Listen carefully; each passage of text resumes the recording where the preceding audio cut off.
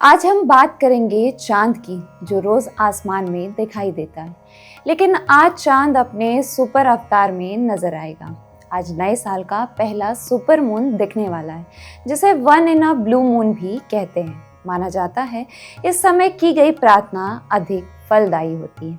नमस्कार, मैं अनामिका मिश्रा और आप देख रहे हैं बजर बट्टू डिवाइन।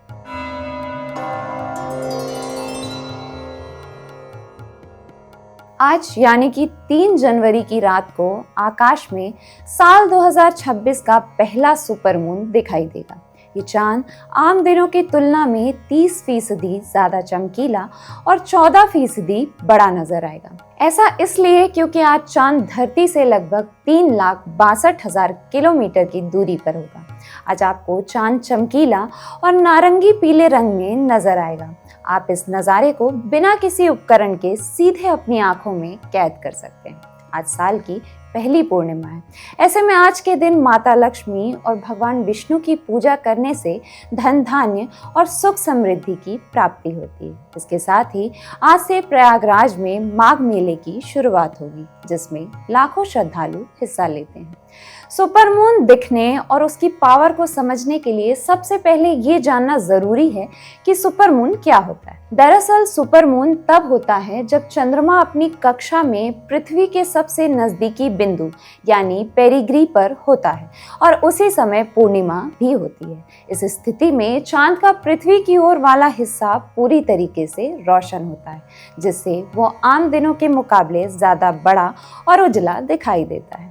अगर आप भी इस नज़ारे को देखना चाहते हैं तो भारत में ये नज़ारा सूर्यास्त के तुरंत बाद देखने को मिलेगा। शाम करीब 5:45 से 6 बजे के बीच चांद उगते ही इसे साफ तौर पर देखा जा सकेगा। इस समय चंद्रमा पूर्ण अवस्था में होगा।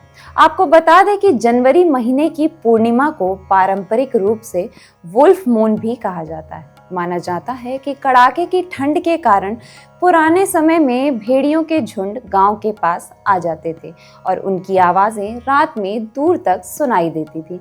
अब आज ये नाम सांस्कृतिक पहचान बन चुका है, इसलिए आज का मून वुल्फ सुपर मून कहलाता है।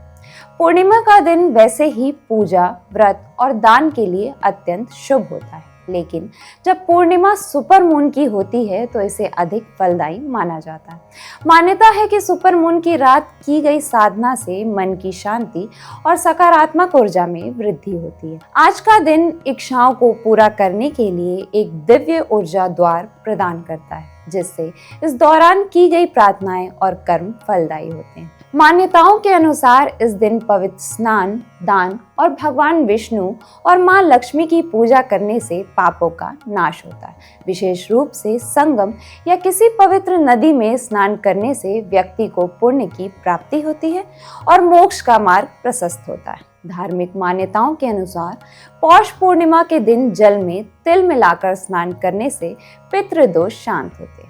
वैसे तो विज्ञान के हिसाब से सुपर मून एक खगोलीय घटना है, लेकिन आसमान में चमकता ये सुपर मून महज एक घटना नहीं, बल्कि भावनाओं, विश्वास और आध्यात्मिकता से जुड़ा एक अनोखा अनुभव है। यही वजह है कि दुनिया भर की संस्कृतियों में सुपर मून का पौराणिक और आध्यात्मिक महत्व